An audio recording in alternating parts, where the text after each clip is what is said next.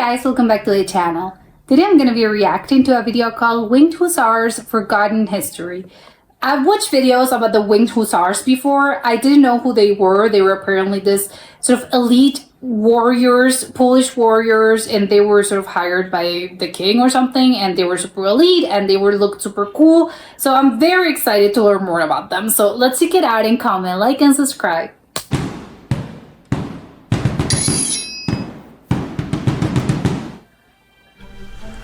When we think of fierce warriors from our past, the Roman legions, Vikings, and the Japanese samurai come to mind. Yeah. But the winged correct. horsemen are not commonly known. Yet these shock troops were one of the most devastating cavalrymen to ever mount a horse. The winged horsemen, also known as the Winged Hussars, were a specialized cavalry unit that had spectacular victories.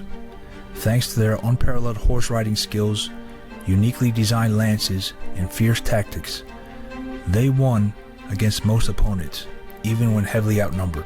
But their seemingly invincible prowess wouldn't last forever. Well, nothing does. Who were the winged horsemen? Where did they hail from? And what happened to them? Let's try and find out. Hello, I'm Mike Droberg, a Marine Corps veteran, filmmaker, history enthusiast, and investigator of the supernatural. Of course he's a Marine Corps. We will answer these questions on today's episode of Forgotten History.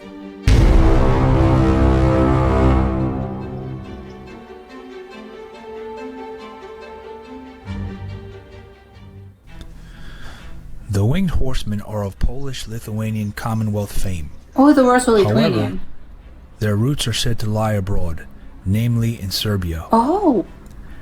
After the Battle of Kosovo in 1389, when Serbia suffered a heavy defeat from the Ottoman Empire, Serbian knights called Hussars sought revenge on the Turks. It never occurred to me to think that knights, there were in other parts of Europe, because I associate knights with the UK. So of course everyone had knights back in those days. That's how they made their way. It was to the military, Poland, which were at odds with the Ottomans. Records from the 16th century list Serbian mercenaries having served as hussars in the Polish military. Oh my god, it's crazy. This is literally a special forces, as the equivalent of a special forces unit in this day and age. 1576, when the Hungarian Stefan Batory became king of Poland, he adopted the hussars as a new Polish unit. So although the newly created cavalry was Polish, its roots were indeed international. Thanks to their incredible horseback riding skills, tactics, and lances, during the first 2 centuries of their existence, they would usually defeat their enemies while sustaining minimal casualties, while often being heavily outnumbered. That's the crazy part. The reason their status in Polish history is legendary. Throughout their existence, their gear remained mainly unchanged. Is that the real one? They carried a lance, a sword, and sometimes pistols. Of these weapons, the lance was the most important, as it allowed for the unit's trademark attack, their deadly charge. Historian Dr. Radoslav Sikora explains the uniqueness of the Hussar lance. One of the reasons that the European armies were turning to firearms and away from cavalry charges was the appearance of pikemen, or infantry equipped with two-handed pikes, that made the charges of lance-bearing knights largely obsolete. A knight's one-handed lance, as the other hand had to steer the horse, couldn't be as heavy as a pike and therefore had to be shorter. Consequently, the knights couldn't reach beyond the pikes, so charging was out of the question. But the winged horsemen found a way to get around this, a quite crafty one. They devised a hollow lance, something revolutionary at the time. Not only was it much lighter than the traditional one, but it also broke less easily. That's right, according to the laws of physics, a hollow lance is more robust than a full one. Really? And thanks to the lower weight, the length could also be extended. Suddenly, the Hussar's lance could be over 6 meters long, longer than the pikeman's pike, which averaged about 5 meters in length. How did you press the button and the thing just ejected? The weapon was glued from 2 hollow pieces of a pole cut in half lengthwise. To make it more resilient, it would sometimes be wrapped in hemp fiber, and the end of the Hussar lance had a steel tip. Oh, to make it deadly. Truly, the Hussar lance was a lethal weapon. In the Battle of Polonka on the 28th of June in 1660, a single blow from it impaled 6 Russian footmen.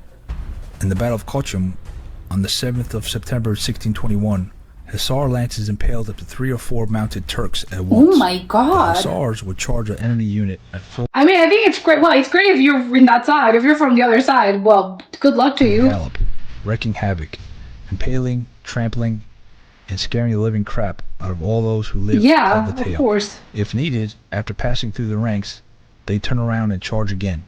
After the lances broke, they'd use their swords or pistols to fight, still employing the horses to trample the enemy. Oh my The god. Venetian envoy Hieronymo Lippomano wrote in 1575, during the battle, the Poles would do everything possible to look as if there was more of them than there really was.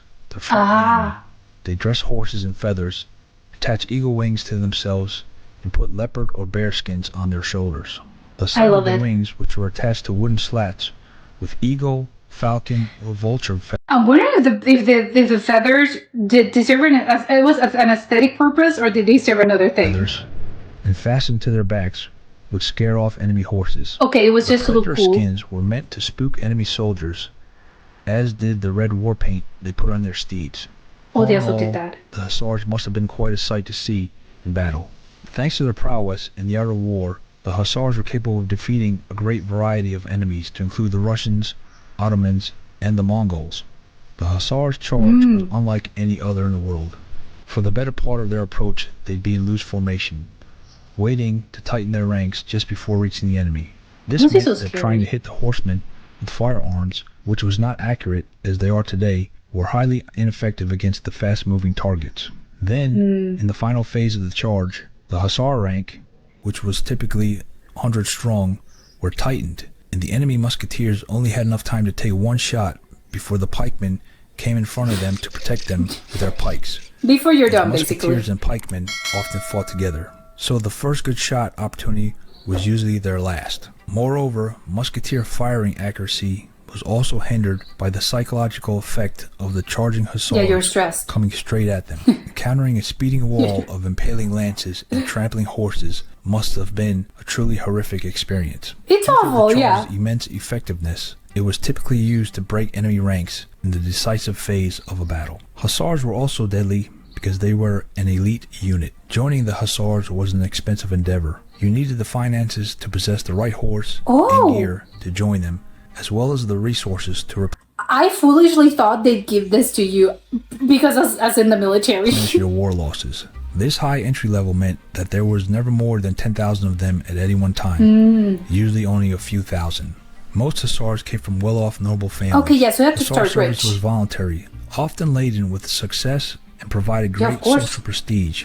The Hussars were seen as the best Probably everyone wanted, and it would, my son to grow up and become a hussar. of the best in the Polish military, and the morale of the Hussars was famously high. That is one of the reasons why they could win when they were highly outnumbered. Another reason was the Hussar horse. The breed of horse used by the Oh, it's a Hussars breed. was a special one, a hybrid of the Polish horse and horses from Turkey and Persia. What? Fast, maneuverable, and of high stamina, the Hussar speed played a crucial role in the winged horsemen's victories. Are those Not only horses was still the value exist? of such a horse huge, comparable to that of a whole village, but it was also subject to a strict law of ownership and was forbidden under penalty of death to sell one abroad. These Oh, you upstanding horses couldn't. were trained arduously to be fit for battle. They had to be able to halt abruptly and to turn around using very little space. Further training ensued when they became part of a unit, so that they could perfect riding in a group. The Hussar soldiers themselves were also well trained for combat. Their fighting Yeah, of course. education started when they were very young, and it was customary for a retired Hussar to teach the children of noblemen the basics of fencing or handling a lance. After they joined the winged horsemen, That sounds like it a was great practice in practice. battle that made their skills perfect. And Yeah. practice was easy to come by, for the era they lived in was filled with war. One of the first battles occurred when the Swedes sought to capture the city of Riga, which at that time lied within the borders of Poland. The Polish commander, Jan Karol Chodkiewicz, tricked and lured the enemy into the open. The two armies met near Kochom, today's Salapils, a town 20 kilometers away from Riga. There the Swedes took an advantageous position on a slope behind a stream. After informing his far outnumbered troops, 3,500 against 11,000, about his Wow, plan, that's crazy. Chodkiewicz pretended to retreat. The Swedes pursued, and then to their surprise were counterattacked by the Poles, including the Hussars, Never turn your back against a hussar. charging downhill. The battle ended with a spectacular victory for the Polish forces. Another example of their victory was in the Battle of Chosin in 1621. A 200,000-strong invading Ottoman army moved to conquer all of Poland. The Polish forces, less than 100,000 men, decided to confront the Turks in a fortified war camp near the town of Chokum, or Khotin, in today's western Ukraine. The battle lasted for over a month, with the Polish mainly defending the camp, eventually stopping the Turks' march. An especially famous episode of the battle occurred when the Turks broke into the ramparts on the 7th of September. It was then that about 600 Hussars moved out of the camp and charged the enemy soldiers, around 10,000 of them. That's insane. Made them flee all the way back to their own camp. Because of triumphs like these, the Hussars used to say that they were under the protection from the heavens themselves. For this heavenly well, if you defeated the odds like this, you're probably thinking the same. Protection wasn't going to last forever. As time went on, the Hussars' opponents learned how to fight against them. One tactic, for example, was to use the so-called Frisian horses, a portable and spiked anti-cavalry obstacle that could be placed on the battlefield to protect the shooters. I feel bad for correctly, this. Frisian horses completely blocked any possibility of a successful charge by the Hussars, as was demonstrated at the Battle of Kislev in 1702. Also, in that fated battle, sometimes called the beginning of the Hussars' demise, their Swedish opponents used new, faster-shooting muskets, which were more lethal to the horsemen. The Hussars eventually left the battlefield, and the fight was lost by the Polish troops and their Saxon allies.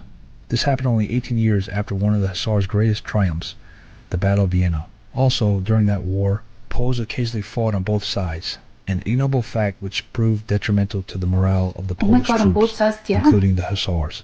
After that war, the horsemen's attitude was never the same. Their reputation had also suffered, as the quality of the soldiers seeking to join the Hussars decreased.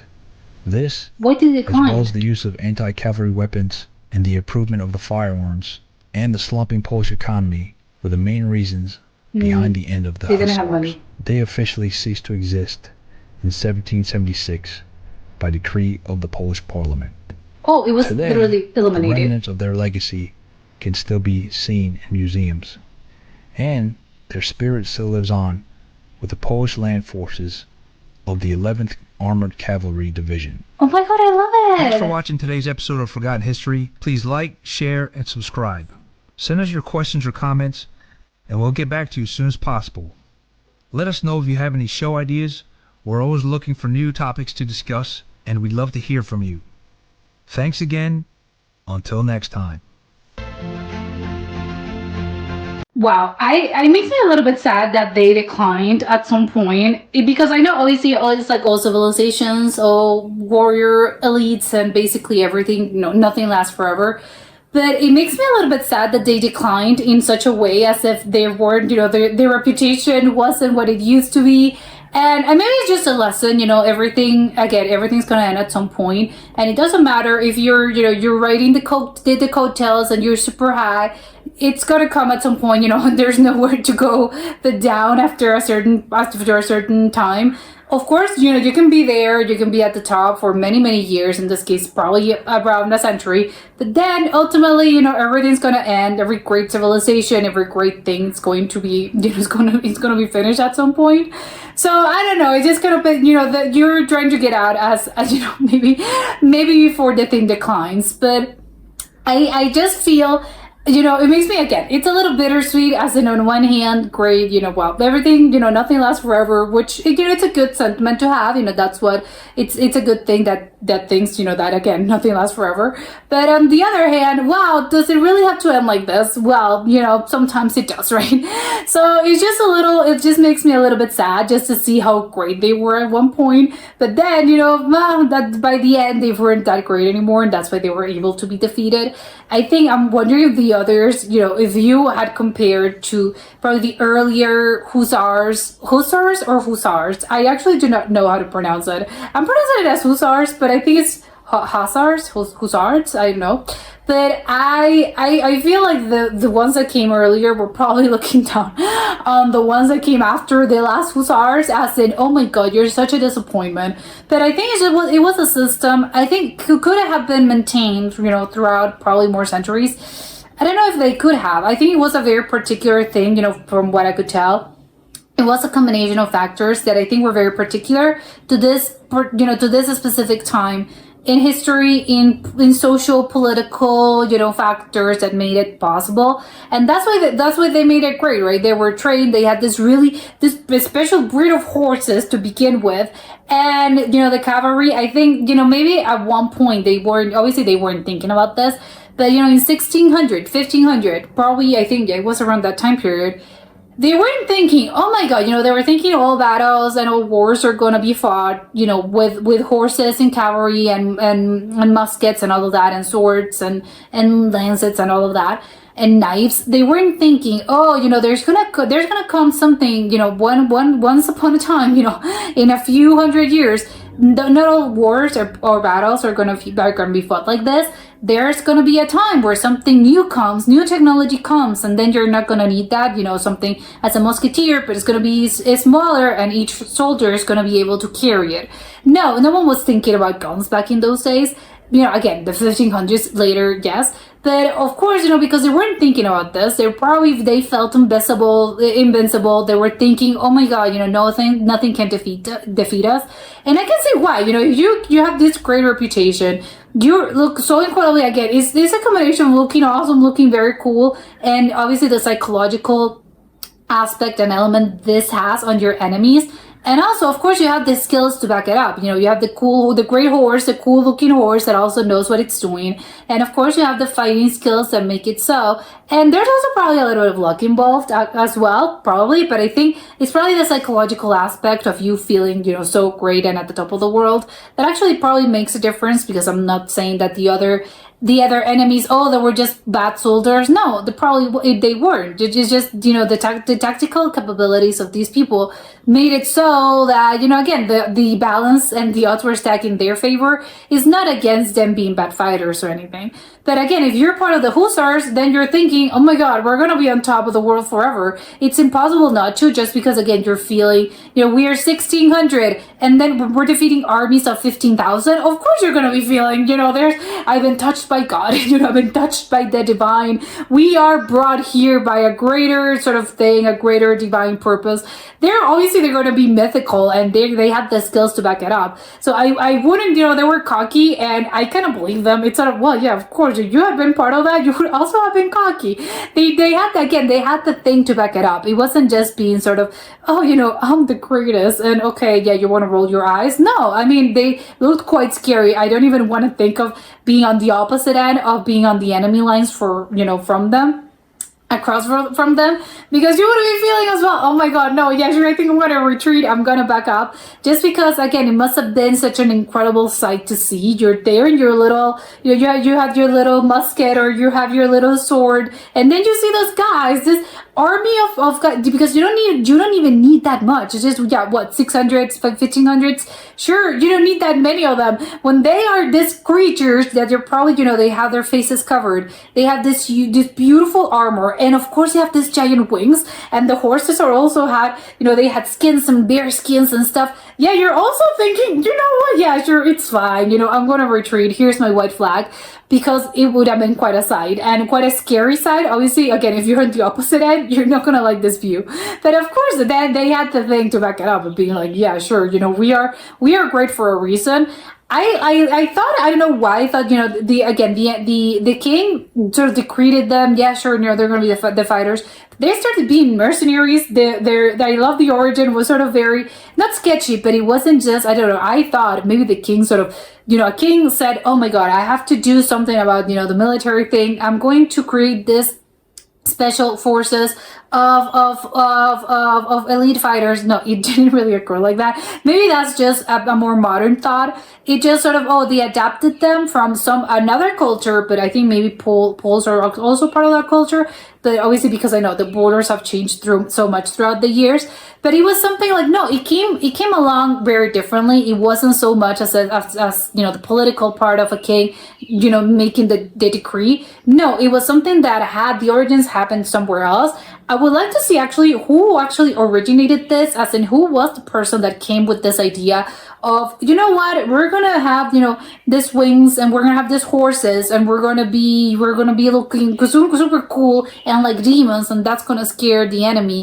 And I don't know, maybe obviously maybe that wasn't the specific words, but something along those lines. I think I would love to see, what do we know the history behind this, who actually, how they were created. Maybe we do not have it because that's lost obviously throughout history. No one knows specifically which person or which culture specifically said, who had the first idea of, let's do a group of mercenaries, and this is what we're going to be, this is what we're going to be doing with them. No, probably didn't happen like that, but I would like to know more about the actual origin and how what the idea was behind the horses. How did they create the horses, as in, yes, we're going to create this cool, great breed that's going to make it so that our tactical efforts are going to be, possible because of the horses. And of course we have the wings. What's up with the wings? Why did they decided on wings and the lancets? I mean, all of that I think would be really cool to learn, even if we can learn, because again, maybe we just can't because it's been lost. But yeah, I like the idea of just the king sort of being, I had news of this elite warriors that were fighting, and apparently they were great. So I'm gonna bring them to me, and then I'm gonna give them a little bit of money to to actually to invest in military basically. Although quite surprising to me was the fact that apparently for some of them I think it came from the king, right, or the crown in general. But apparently they weren't. I thought anyone could probably become a winged hussar, and maybe you were a little farmer that maybe had the opportunity and be, oh, you know what, I think I'm gonna go train with the Hussars, because that's, I saw probably you didn't saw the battle, but maybe you were listening to the stories, and that's, something cool that you want to be a part of, because obviously, again, back in those days, you probably didn't have a lot of opportunities, work opportunities, life opportunities. I think your options were quite scarce. So of course, if you get to see this, or maybe you don't get to see this, but their history, stories have come, and there's, this group of elite warriors, and you see them, and of course they earn very well. They are very well, they have a great reputation. Of course, that's what you want to go. Yeah, I want to climb up in society. I want to be a part of this. So I thought maybe you could sort of climb your way up, being a farmer boy. You could, and apparently it was only for elites, which I think makes me a little bit sad as well. As in, I thought anyone could be, as long as you cut out their ranks. Again, it's sort of like the military, Navy SEALs.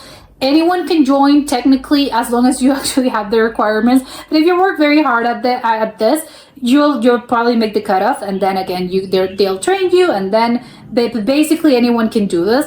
I thought it was something like this, as in, well, you either, so in this case it was more extreme, you probably died during training, but you either die during training, or you become one of the elite warriors. It wasn't like that, which bums me out. It was designed for nobles, and obviously I guess lords, and obviously everyone in the nobility. They were probably just reserved as, well, they didn't reserve it. I don't know how to put this into words, but it was, I know that a lot of all those noble families, they used to do, the one son goes into the church, and the other maybe obviously one, the heir is the heir, but the others, one goes into the church, and that's also that's a really good thing for the family. It's seen as, it's good for our reputation. The other goes into military, it's good. So I probably by that, if I go by that, I think, oh yeah, sure, if your son comes up to you and tells you, hey, I want to become a winged hussar, you're gonna be, yeah, sure, great, I'll give you the money. Where do you want to train? Because again, it's a good thing for our family, and it's gonna be good for our reputation and stuff. But you said, maybe you actually tell them, hey, you're gonna become a winged hussar. You have to go train in this city, and that's it. But I don't know. I thought that's cool and all, but I thought little farmers could also do this. So that bums me out that they couldn't, because I think it was only reserved for the elites. Maybe that's why ultimately when they started to decline. I don't know why they didn't really get into the specifics of the quality and why the quality of them just declined. Maybe it's because people didn't really they had other job opportunities back in those days, because it was more of a modern time period, and then they had more opportunities, or I don't know, maybe it wasn't seen as such a cool thing that you're part of this elite warrior. So again, the noble families were, no, we're not sending our kids anymore to this. So again, I do not know. I can maybe guess that's the case. It wasn't seen as something reputable to do, so you forbade your kids from doing this, and then they started accepting, basically anyone who wanted to. And because they didn't have the money, then the quality declined because they weren't they weren't that great maybe at training and stuff. But I don't know. I actually would love to see more about the decline of them, because I'm very curious. It couldn't just have been, because they mentioned the decline in the warriors, so it was something about the quality of the training. It can't be just about money, right? It's gotta be something else. So again, maybe times were changing and that's it. But yeah, the golden era, well, what a time to be alive. But maybe not if you're in the opposite side. And that was it for today, and I'll see you soon. Bye.